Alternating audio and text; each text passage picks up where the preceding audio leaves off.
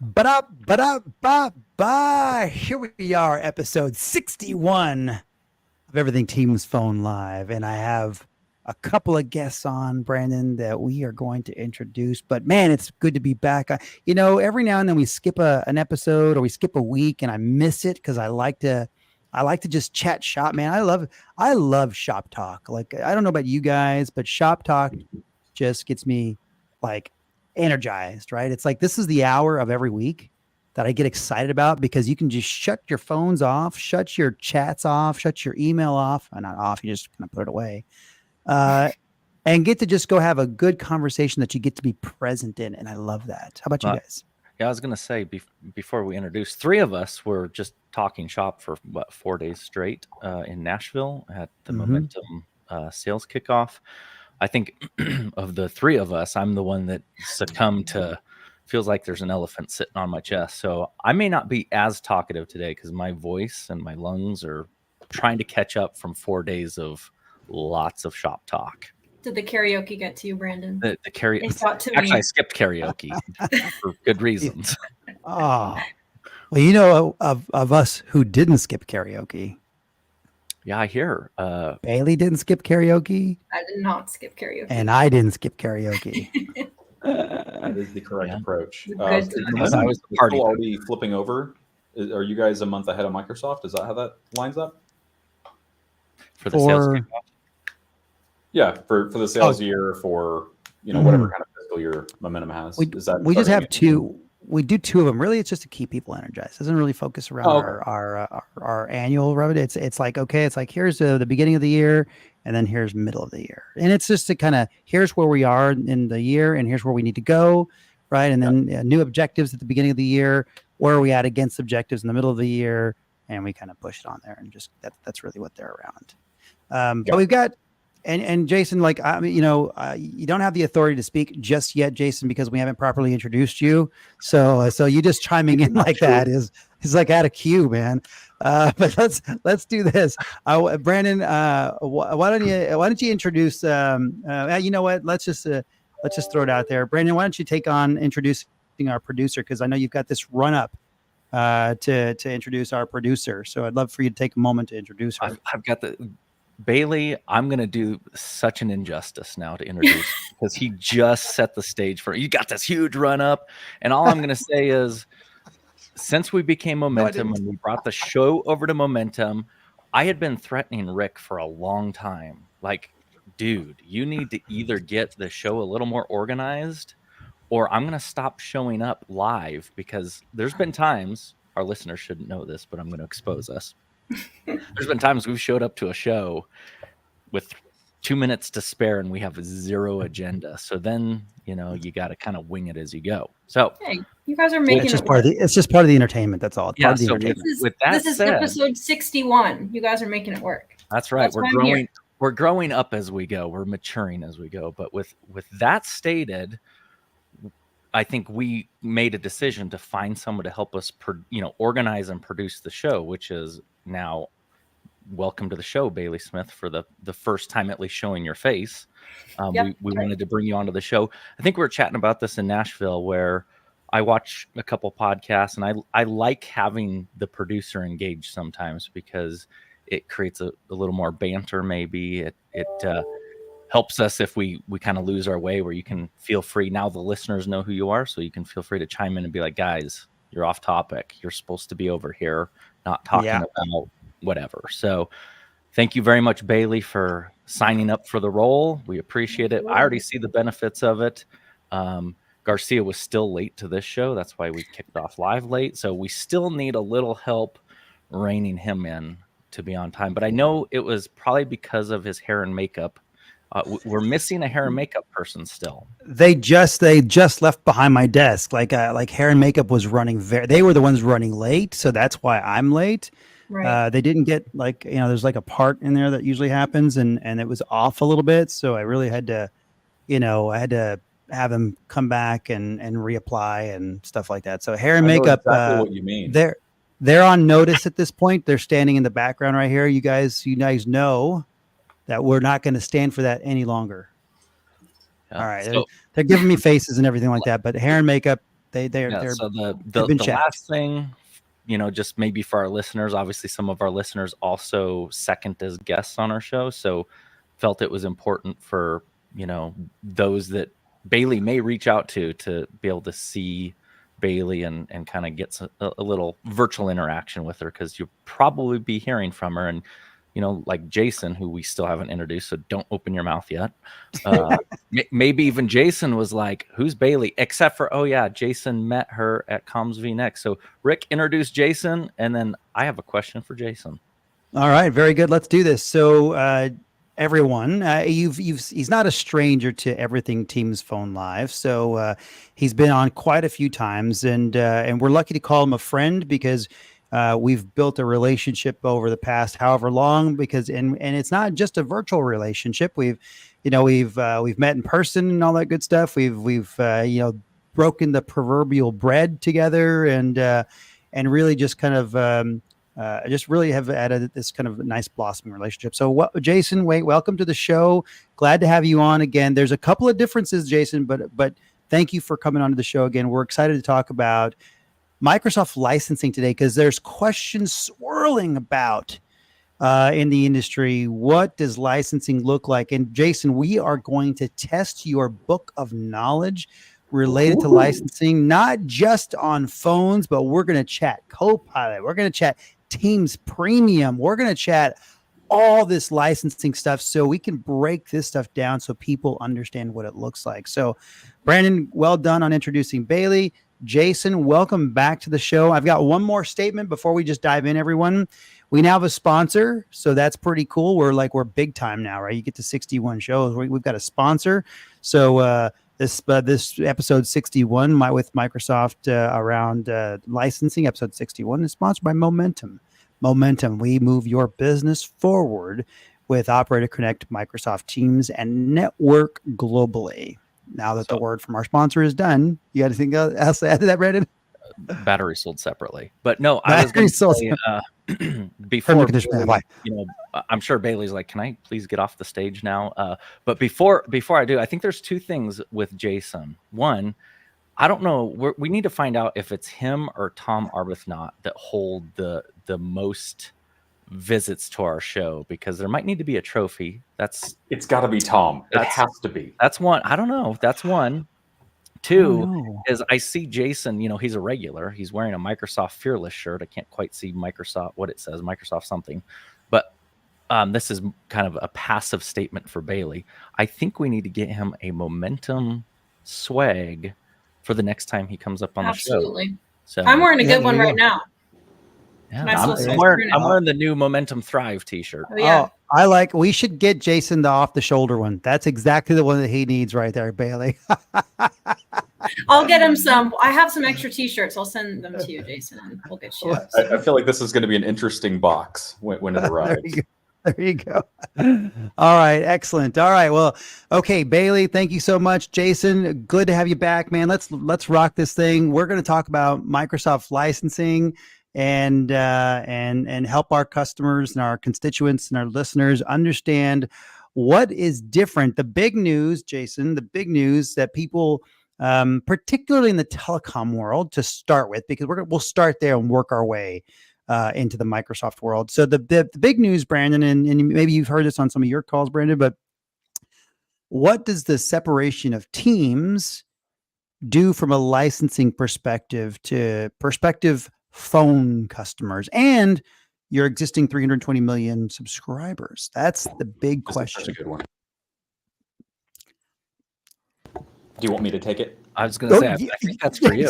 I'm like, I kind of set it up. I'm not sure what more you want. I was going to say, all I could say is that we all know, I think it's been in every headline, if you pay attention to news feeds in the tech industry, that Microsoft has kind of taken this position to decouple Teams from the M365 suite for anti-competitive reasons. But I think regulatory reasons in Europe. Yeah. So I think what everyone wants to understand is, does that mean the customers today with bundled Teams are going to break tomorrow because they don't have the Teams? Does it mean they have to go buy new? And then going forward, what does it mean? Does it change the cost? What does that look like for the enterprise space in general? You're muted, Jason. Yeah. Yeah, you're muted, buddy. You're muted. Someone muted. muted you. Can I unmute him? Can Bailey unmute him?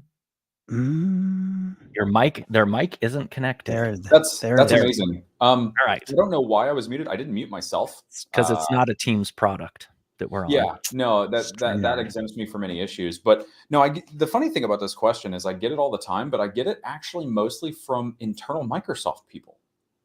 Oh, well, then we're coming to the right person. Yeah. So the technology specialist role is an interesting one in MS sales because we are the technical resource. We're sort of leaned upon to understand and break down the way the licensing works. The nuances from first line mailboxes not being able to be accessed through Outlook unless you buy the step up license from kiosk to plan 1 or 2. Even if you own apps for enterprise, there's all sorts of nuances. And so we're leaned on heavily for that. In this case, the reality is most of our customers are just not affected. And I can put this quite simply for you.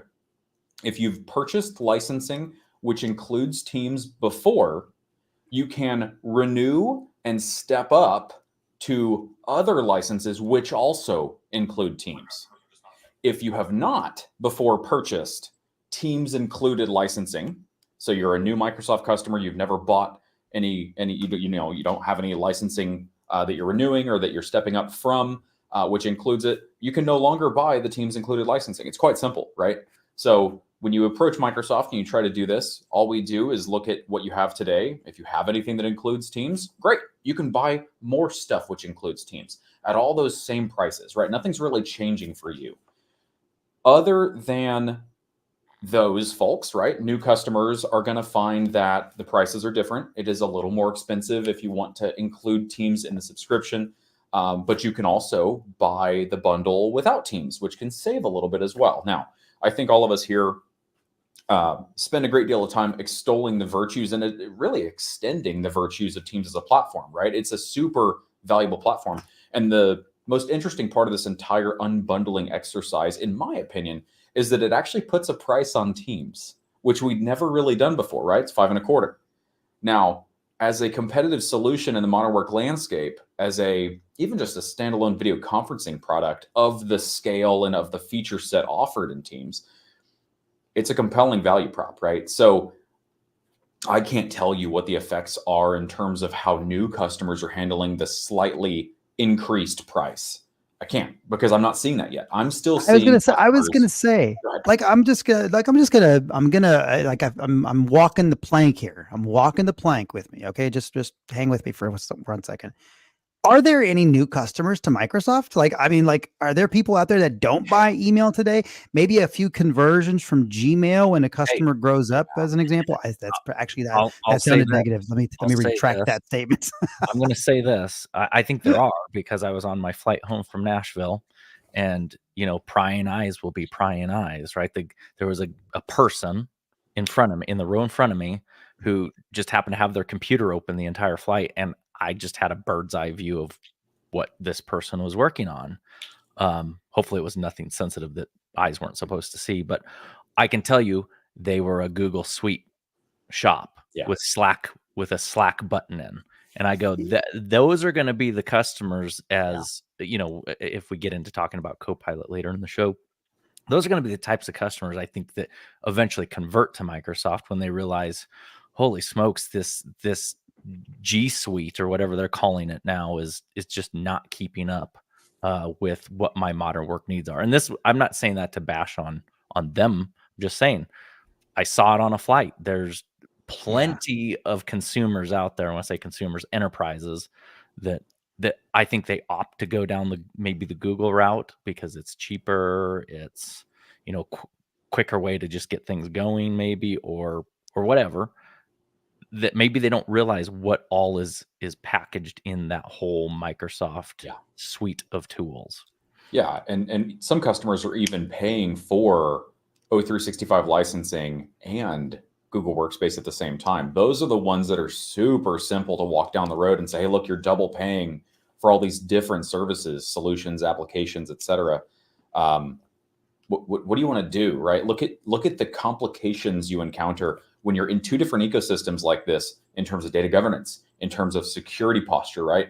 We can talk all day long about Defender for Cloud Apps and how it can help to secure and provide accountability for other applications out there in other clouds, but simpler, less expensive, easier to govern, more powerful story overall when you're in one unified set of tools, particularly in the modern work stack. But I'm talking about really across the board. That's the central theme I'm seeing with customers right now, is how can you maximally leverage the power of the largest network on the planet not owned by the US government? I love it. I like that statement. That's a good statement. That's pretty good. Okay, so basically, let me just bring this right back. There's no changes for existing Microsoft customers that have any existing licenses, any sort of, products. 365. I'm just doing email, and I've got my license from email. I can just pop in there, add whatever services I'm going to add. It's the same old. It's perfect. Okay. Yep. That's really simple. That's a really simple way to put it. There is no changes to existing customers. It's, and the only reason I was, I felt like I was a bit disparaging. I want to retract the comment. Like, yeah, but those are just Gmail Suite customers or something like that.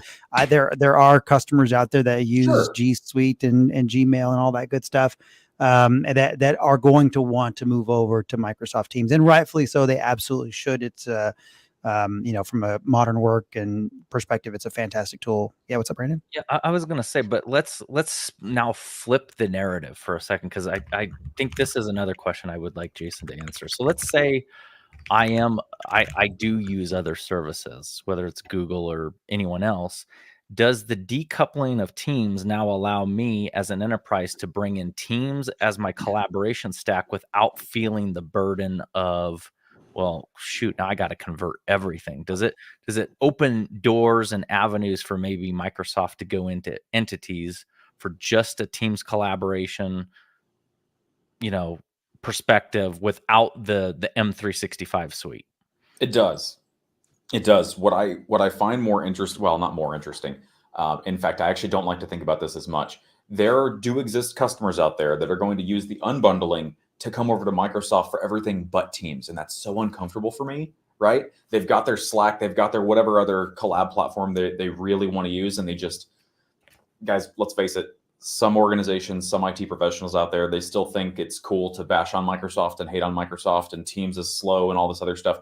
So much work has gone into Teams over its now 7-year lifespan. It's such a different story than it was, but we can't necessarily always overcome those cultural divides. So what I'm finding really interesting, I guess is how I'll frame this, is the customer that is now going to say, I can now save a few bucks, go over to Microsoft for the stuff I want. And now they're not going to be pressuring me, although sales, we're definitely going to extol the virtues of Teams. There's no question about that, but they can get a solution that does not include Teams. There are some customers, I know I'm going to see it. I haven't seen it yet, but I know I will. And then, as you say, vice versa, right? Just Teams. We only want Teams. We don't want to pay for the other solutions. It's the easiest chat IM and presence app out there for the enterprise, right? So massive platform, tons of folks are on it. You can reach 320 million people by adding them on Teams and searching externally. What I'm going to say about that really quickly, I love that you can do that. You can reach people externally. The whole idea about bringing partners, customers, vendors closer to you as an organization, it's so prevalent in Teams chat when you experience that real-time communication with something. How many times do I actually, Jason, ping you and just go, hey, how's it going? Let me ask you a question about this. Let me ask you a question about that. How's this going? It creates a relationship, I think, that's much closer than, let me send you an email, and at some point when you get around to it, somebody will answer it and all that good stuff, right? Like, it's such a different communication style. You're like, never. It's such a different medium, right? You've got phone calls that are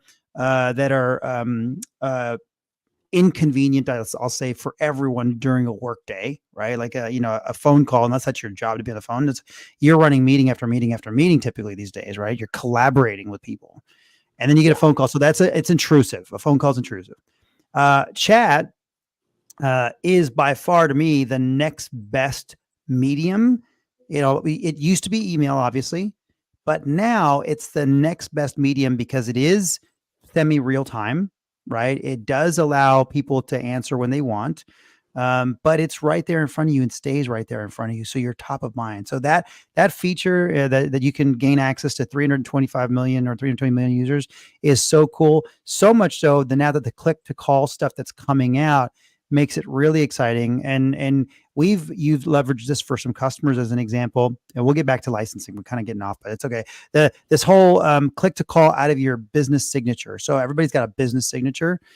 Brandon's team creates instead of having your phone number there and your email address there, which we still have, but Brandon's created here's the team's link for chat and calls. So you can just connect with Brandon via chat or calls right out of his signature. So you can see what that looks like and engage directly with someone. And that's the best way to conduct business, is that direct communication, right? It's the best way to conduct business. And ultra high efficiency asynchronous communication, right? Teams to me is best of breed. Yeah, and imagine the possibility with that. It's, the initial thought is, well, I don't want people to get a hold of me directly on Teams. The whole idea behind it is that's the gate into Teams, and someone like Rick probably wants someone to reach in directly to them. Maybe I go, well, I've got a whole team sitting behind me, and if it's a technical question, maybe I want my team to see that question. So you could begin to build that logic to say, hey, you here's my email signature. You can click to chat, or click to call, and maybe you're being redirected through routing logic to get to the next available person, and it's not necessarily just me. Yeah, that's brilliant too. Well, let's. You answered the biggest question. You answered it so quickly. It's like, wow, we've only got 26 minutes. Oh, yes, can go. I make an addendum? Yes. Yeah. So I didn't mean to imply that you're locked into the bundled licensing if you bought it before. You get the choice.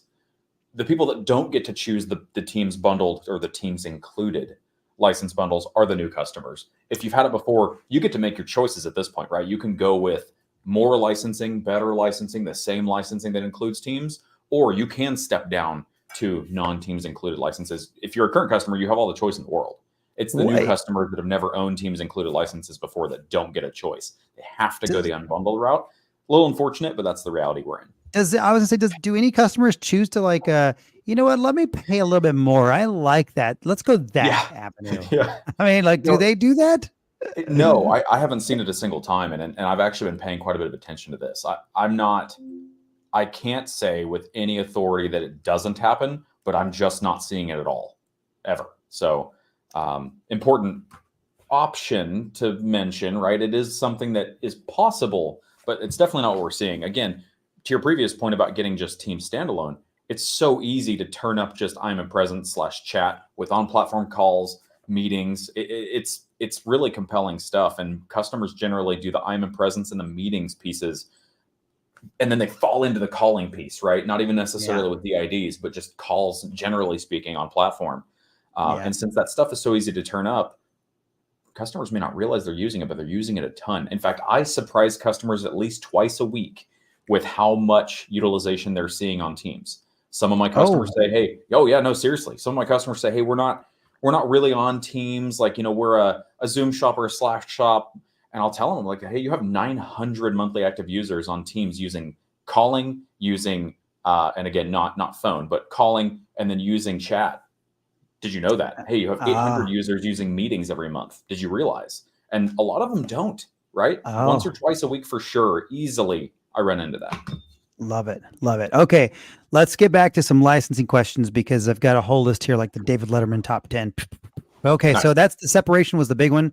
And thank you for eloquently and efficiently answering that question. There are no changes for existing customers. You don't have to pay extra for Teams. Don't even worry about it at all. If you've got email, your O365, then you've got a tenant, your Teams is included. No sweat. Okay. Excellent. Next one, Teams Premium. And I've got to say, there is so much being packed into Teams Premium that people don't even know, that makes the experience in Microsoft so much really interesting, and I'm going to just name one of my favorite ones, and you don't see it with me because I've got this crazy background that I keep, but my favorite one is forced backgrounds, like being able to force a background in an organization. And the only reason I feel like that's a bit like it's a bit temperamental. Like, oh, hey, hold on a second. You're forcing me to have a background. Do you not like my background? Like, look at mine. That's cool. Always be Right. I branded. mean, it is part, and Bailey and I work in the marketing department, right? So it's like I like the branding piece, right? And this really comes to mind. I was on a call not too long ago with an organization. I won't mention their name, but I was on a call with this organization, and everybody had the branded background, and it looks so cool. Like I was thinking to myself, I'm like, do I like the interpersonal sort of, you look at your cool shelf back there, look at my window, my guitars or whatever, this is cool. It shows some personality, and I get that. But having the branding behind you was really powerful. Like it was, because it was like 9 people in the call. Brandon, you remember the call I'm talking about? There was like 9 people in that call.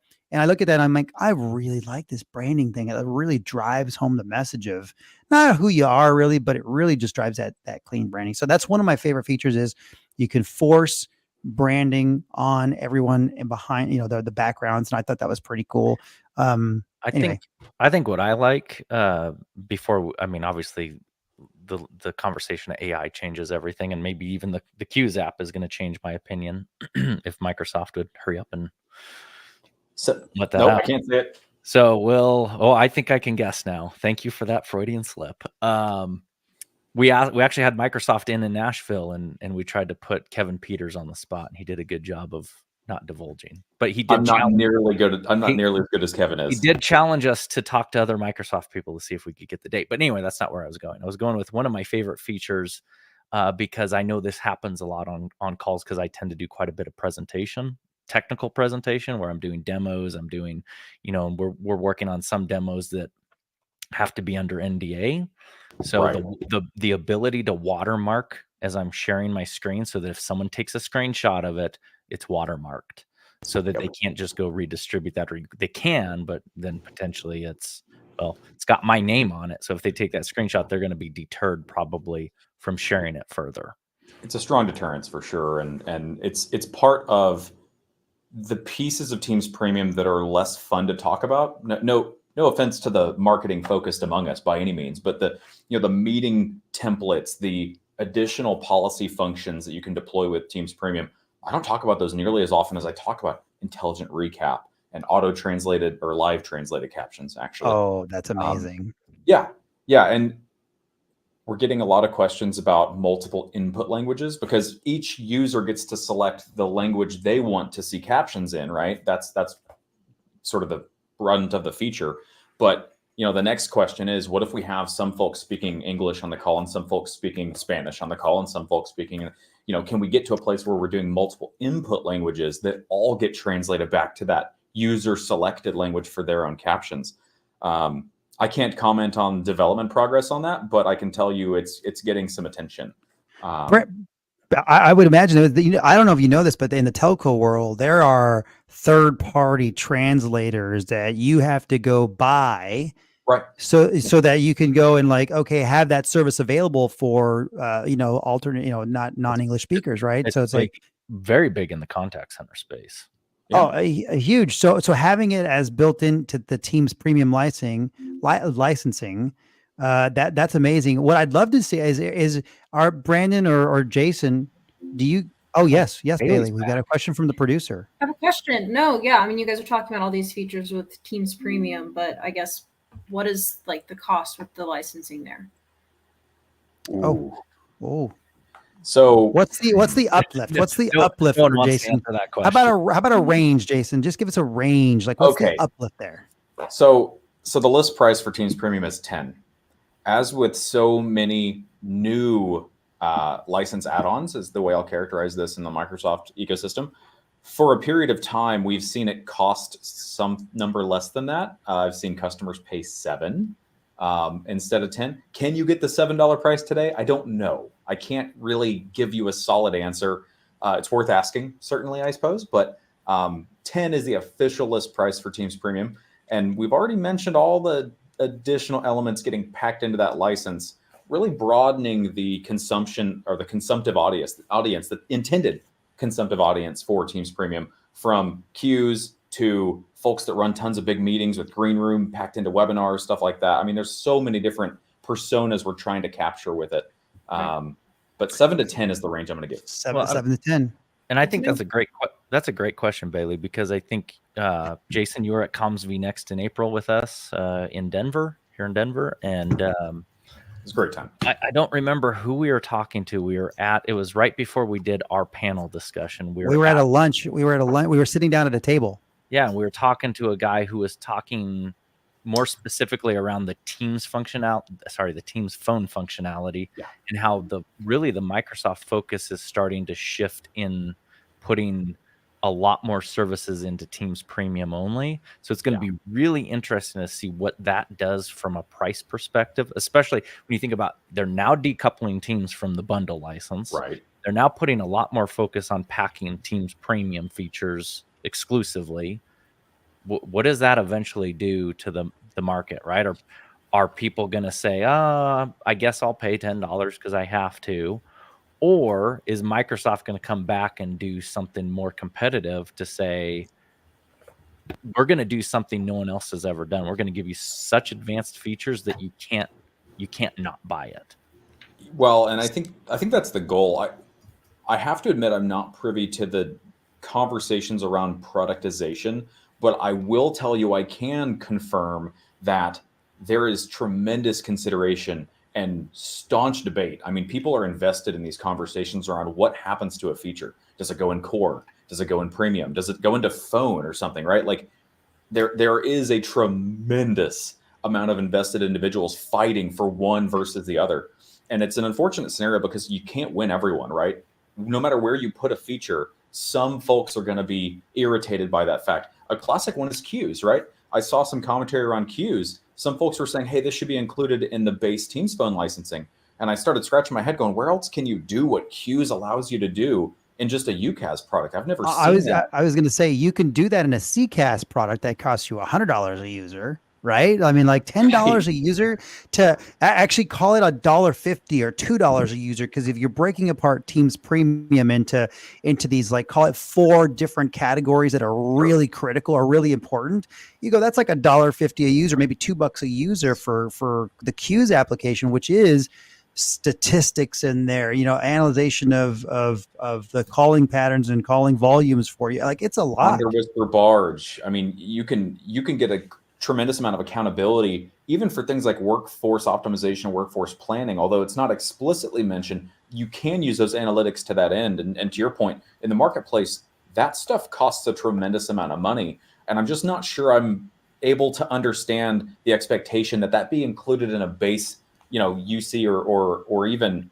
the base Teams license without DID functionality. I just can't imagine it living in either one of those places. As difficult as it is to make this type of decision, I'm kind of okay with it landing in Teams Premium. I've really come to terms with it. I don't know how anyone else is doing with it, but let me ask. I want to unpack something that you just said. There is the green room sort of webinar thing. Yeah, like people are are used to. When I say people, Zoom really conquered that space early on, right? So I want to get back to let's unpack that, what you get in that Teams Premium, because that webinar feature is quite interesting, and I don't think people know that that's something that's you can do in Teams. Yeah. There's been quite a bit of attention paid to the webinar segment.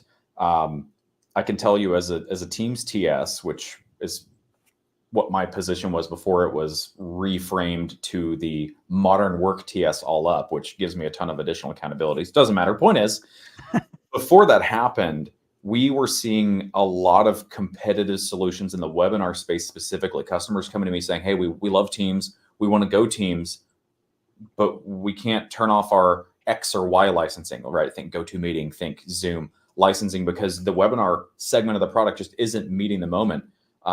We paid a lot of attention to that part of the product to shore up those situations. And it's a work in progress still, right? But having Green Room, having the content watermarking, having the custom background images and lobby images as well, baked into Teams Premium really does bring the product into alignment in so many different ways, as well as the marketing implications, right? You can use the registration information and flow that into like CRM and do some pretty cool stuff with that information and the data that you've established by doing these webinars, having people register for webinars. So it's a much more competitive solution in the marketplace. And then again, as a detail of Teams, as a detail of all the other offerings in Teams Premium, wow, to your point, you're talking $1.50 for this kind of solution if you really break all these things apart. Yeah, that's why this Teams Premium, like I think it's an under. I don't know what the numbers are if Microsoft publishes numbers, but I think it's undersold. I think there's a lot of value being packed into Teams Premium lately, particularly the Qs app. I mean, we talked about the webinar stuff just now, but when Bailey was here a moment ago, we were talking about the transcription and translation. I mean, that's pretty interesting. At some point, it'd be great to show a demo of the translation happening and the transcription happening. Brandon, I don't know if you've got your demo system set up and if you could pop that in and just show that in like 2 minutes, maybe down the road in this show. But if you could show that, I think that'd be pretty interesting. Let me ask a question before we get into the next sort of thing. So we cover Teams Premium here. I'd love to ask something about Power Automate. I was on a call not too long ago, and I didn't know the answer to this. So this is net new for me. Brandon, I don't know if you were part of that call as well, but basically I was on a discussion like, okay, we were talking about Power Automate. And Power Automate, I didn't, there's some licensing that you could buy for Power Automate. I didn't know the answer. Do individuals get Power Automate as an organization? So break down the Power Automate licensing, if there is any, for me, because I can go into Power Automate right now and go create some flows and my flows execute. So I'm not quite sure what is where does licensing come in? Yeah, generally speaking, users have entitlement to set up flows in Power Automate. The question of licensing tends to come up when you want to have a flow run unattended, when you want to have a flow essentially impact. And I get a little confused sometimes with Power BI, to be honest with you, with the licensing entitlements. But unattended flows are going to require some different licensing that don't tend to be included with user licensing. But you can, to your point, Rick, go to flow.microsoft.com. If you have your ME3 licensing, your ME5 licensing, you can see, hey, I can create my own flows. I can even create your flow with Copilot, right? Describe it to design it. We've called it a lot of different things.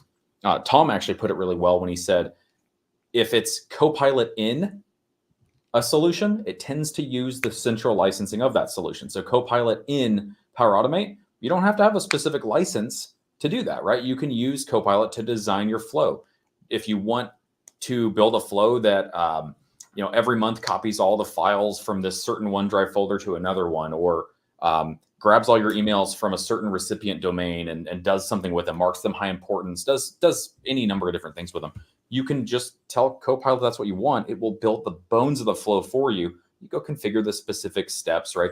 The triggers and the actions may require a little bit of config, but users are seeing that today. And it's one of the first things that I told my customers, hey, you go to flow.microsoft.com and see what you can find. And immediately like, oh yeah, I have it too. I can't believe it. So it's a fantastic end user facing tool to help folks be more productive. But Copilot has taken center stage a little bit and displaced some of the activities you could rely on Power Automate to do and pack them right into your M365 Copilot. I have, for example, a saved prompt. It's right at the limit. It's right at 2,000 characters. It's my daily first prompt, right? I have it assemble all of my customer meetings for the day, all of my action items from this point in the week, basically. Like if we're on Thursday, it's going to come up with more certainly than it does on Monday. But, enumerating those action items, giving me recommendations for the generative AI news that I should probably go take a deeper look at because we've had developments. I mean, it's a massive prompt. And I would have Power Automate doing some of it, but it's easier in Copilot. And you can do scheduled Copilot prompts now. It's just, the plot has thickened significantly. Jason, does it make coffee for you yet? Because that's this is actually, you make a good point, Brandon, because I have some pretty significant coffee rituals. Big espresso guy, frankly. I have lots and lots of strong opinions on espresso. And I don't necessarily want my Copilot making me coffee. I know some might, right? But kind of like email, I've got a lot of folks who say, hey, I don't ever send an email manually anymore. I have Copilot write all of my emails, draft with Copilot every single time. I'm like, okay, that's cool. But like, I'm an oddball. I actually kind of like writing emails. I enjoy it. In my role, I get to be super brief and punchy and only give them the answer to the question and the doc reference and just sort of go on my business. It would take me longer to do that with Copilot, and they would end up with just more stuff they don't necessarily need. So I don't want, long story short here is, I don't want Copilot to take the work that I enjoy, the work that I think I can do really well. It's not something that I just want to use for everything, but I want it to take those low value tasks and make those tasks take essentially no time for me, no effort for me, and be more polished and better all the while. Yeah. Yeah. The automation piece. So there's the Power Automate piece. So just let's take those tasks, take that piece out of it. When you work on a business flow that's maybe encompassing different sort of integrations and stuff like that, I think that's just super cool. Like we showed an example of our fax application replicating something over, not replicating, but taking it into a Salesforce or ServiceNow. And just kind of executing on those things. You look at that and you go, man, I can see a business function for this, and that's amazing, right? So I just want to get the Power Automate question out of there. Now I think Bailey had somebody ask the questions about something. Right? I'm not sure what it is. Bailey, is there a question? Yeah, they pinged in and they asked if Copilot or the transcription will star out bad words. Censorship. Yeah. Does it censor if you're on a call like, with Rick, and Rick, Rick likes to drop his words. drop his words on me. It generally does. And I actually wanted to double click on transcription and translated captions a bit more as well, because those are two things that we've seen aggressively improve over the last 12 to 15 months. Mm-hmm. All this generative AI news coming to the fore. If you take a moment to think for a second, we are also improving core services with those same enhanced large language models, right? So it's not just that Copilot is using GPT-4 Turbo and 4 Omni behind the scenes, but now our engines that do those basic functions like transcription and captioning are also seeing the benefits. So where I've had a lot of customers come and say, how does it handle accents, right? If I have an accent, am I going to be accurately transcribed? 12 to 15 months ago, I'll admit it struggled. But in the last couple of months, go look again. I encourage everybody, go look at transcribing and go look at captioning again. It is amazing how well it's dealing with accents. So Rick is safe. I'm safe. Well, here's what I think the Bailey's asking the question because I think I was on a call with my marketing team and I said the word everyone counts how many times I say the word sexy. Like I say it quite a bit. Like we're going to make this sexy. We're going to make that sexy, right? Like this is what we're going to make. I mean, this is like this business stuff. I love this stuff because it's like that's exciting. I'm like, we're going to make this sexy. It's going to be this Power Automate flow is sexy. So the next thing you know, I'm seeing my transcription is start out. I'm like, I'm not even saying anything bad. Sexy's not bad. Anyway. No, yeah, you're fine. You're fine. I was going to say, I'm watching our LinkedIn feed right now so that I can take care of questions if they pop in. And I'll tell you, the platform we're on let you say the word sexy. So that was not, censored. No, that is not censored. Not Microsoft. And I'm not sure Microsoft would censor it either, but it is. That's a tough one. With Jason, though, I can agree. We've seen as we're vetting out services internally and kind of determining, how that empowers us to go sell to the customer. I've seen in the last 6 to 8 months just vast improvements on how it does it, whether it's voicemail or it's live caption or it's live transcription. Another really good example. It works really well. And I was going to say, Rick, maybe we need to get the leader of sales on because he has a good old Southern twang. We could get him on and test it sometime. Yeah. That he may as well be from a different country. Twang. Yes. Just kidding. I'm just kidding. So let's move on. So we tackled Teams Premium, which we unpacked a lot of cool things in the Teams Premium stuff. I think that's great. Let's talk this whole Copilot thing because there are tons and tons of options for Copilots. There's some Copilots that's included in your subscription to 365. Where do you see access to those? There's your typical Copilot that's $30 or something like that, to add per user. And maybe you've seen some fluctuation in that, and that's your O365 Copilot. But then there's also like this Copilot for sales and some different things. I'd love to give me what are the most popular Copilots you see, and what do people find most useful? And look, the normal Copilot is phenomenal. It's there's so many things that we're sort of unlocking that you can do with it. But outside of the normal stuff, what are some unique Copilots that people just don't know about that you're seeing some real world business case scenarios where like, dang, that's really improving this. So what do you think? Okay, so this is a really long one, and I know I don't have that much time, so I'm trying to condense this. The first thing I'm going to do is give a shout out to Tom, because Tom Arbuthnot did a session at CommsV Next. Shout out Momentum and the rest of the CommsV Next sponsors and folks who made that happen. Fantastic conference. I will not be missing in the future. Tom said in one of his sessions that the best way to differentiate what Copilot is from a licensing and a where you use it and what it can see perspective is in and for. Copilot in a solution is going to leverage the licensing that you already have to have for that solution. Think Copilot in Edge, in Windows, in Paint and Notepad, all the different, sort of small slices of Copilot that we kind of include, frankly. Copilot 4 is a even more interesting one because it normally implies there's a premium license, but it's persona based. So here, let's start with, as you say, Rick, M365 Copilot. Wait, hang on. Let me, I have to say that properly. This is all official.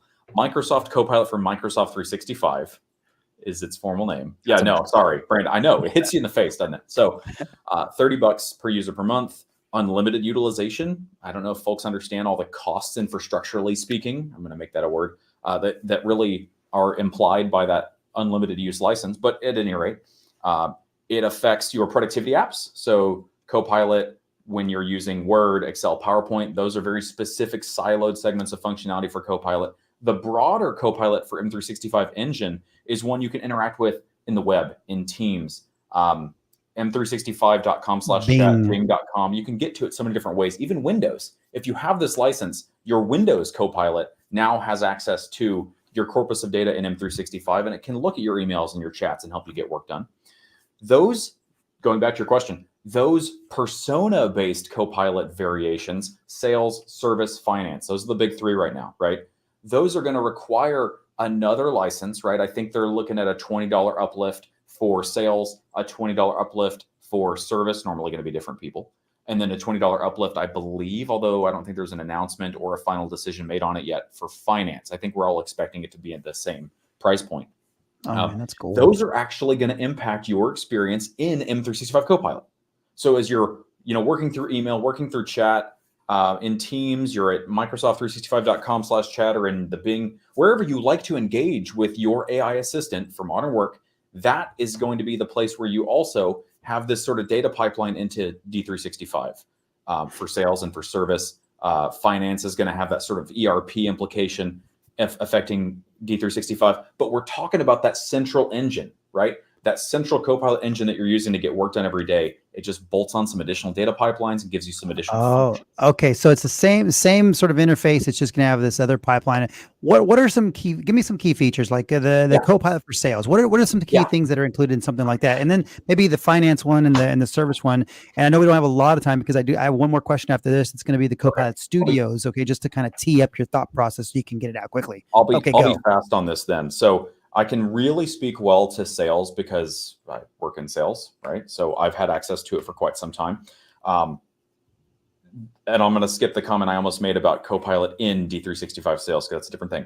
But with Copilot for sales, you get the ability to easily write records to CRM from productivity apps, right? So let's just take an example here.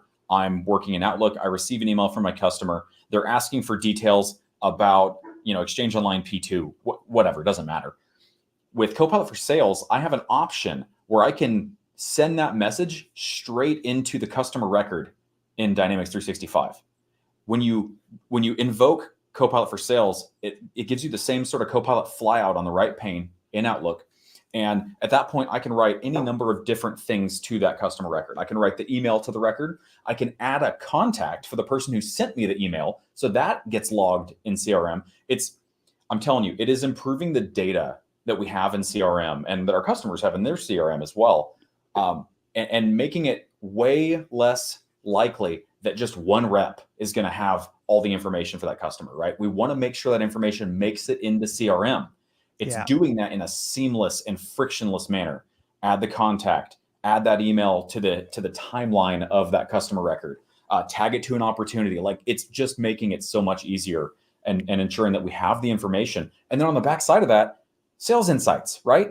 In that same pane of glass, I can say, hey, where is this customer in their journey, in their life cycle? Are they considering specific purchases? Do they have business demands that are yet unmet? That's what we're talking about here, right? It's really changing the way that a seller interfaces between their communication platforms and methodology and their CRM and D365. It's game changing. And it pushes, dare I say this, it kind of pushes the CRM to be more of a back-end system now, right? Remember when CRMs became the big thing? They were kind of the front end for everything you did internally, right? It was your pane of glass into whether it was the sales pipeline, the implementation, service delivery, or whatever, support pipelines. Now what you're saying is with Copilot, I'm able to not leave my modern work tool set. So that could be Teams, it could be Outlook, it could be whatever it is that I'm using, but I can quickly pull my Copilot to say, I want to know where this deal is at, or I want you to push this back into this record because I think it would be important for the next salesperson to pick up and key on that. Sorry, Rick, just real quick, last comment on this. The other side of that is with Copilot for Sales, your meeting transcripts, your meeting collateral that sort of comes out of your meetings with your customers gets salesified, right? You get more, business decision maker information. Hey, they're considering this, their budget is X. It will give you more of those details you really care about in a sales scenario, rather than just, Jason Waite talked about these solutions for 35 minutes. And it doesn't do that. It actually picks out the intent, the budget, all those different details you care about. So hold on a second. Hold on. Light bulb. Hang on. This light bulb just goes off for just a second. Hold on a second. Light bulb just went off for me.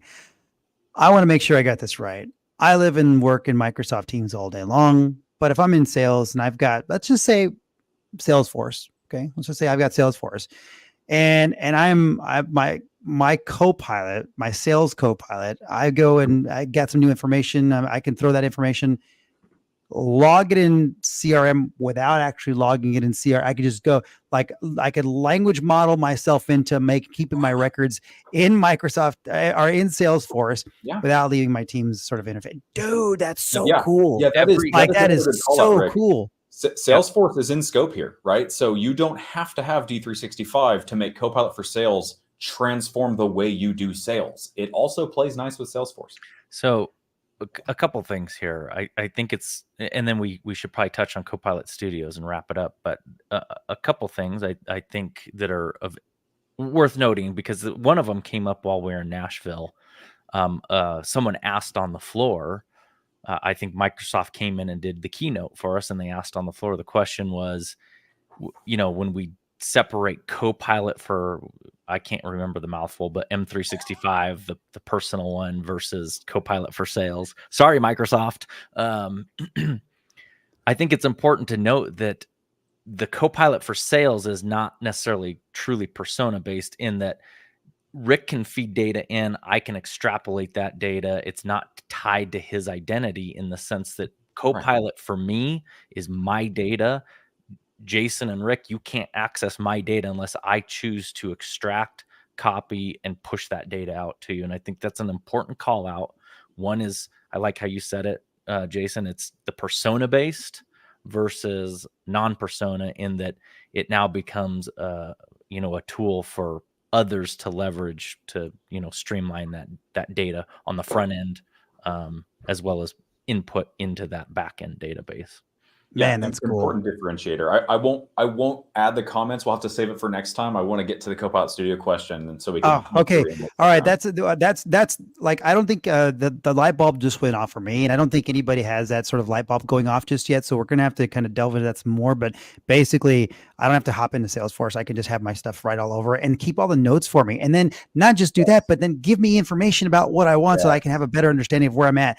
So if you do team selling as an organization, if you do team sell, I mean, think about all the people that touch an account. If you got 6 people that touch an account, 3 people that touch an account, customer information, if that person moves on, you've got everything sitting right here and it's really, really good. Oh man, that's just woof. Woof. Okay. Copilot Studios. Okay. Let me just kind of like lay the foundation. Copilot Studios. It's the large language model in front of potentially information that you want to put together so you can build your own chat bots, have your own AI, your own chat GPT, if you will, based on the information that you feed it.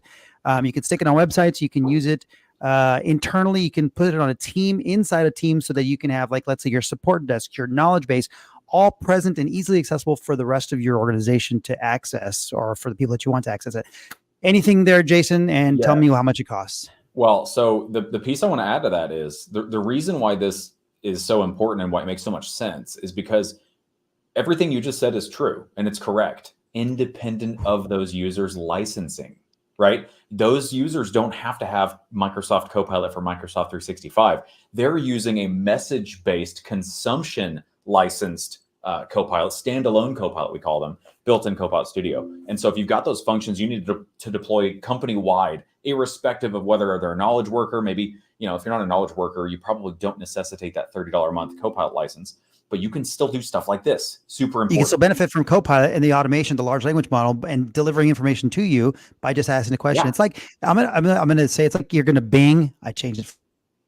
It's like you're gonna Bing something, right? And it's your own information that you're gonna Bing, right? Yeah, exactly. Hey, large language model. I know you're sort of an entity that's been trained, your general use, but go to this data repository, do retrieval augmented generation against this specific data to drive these user interactions where they need to get that information out of the knowledge base or whatever repository. It's a fantastic way to go. And one final note on Copilot Studios. I don't know if we got to the price, but I think it's $200 for the enterprise, right?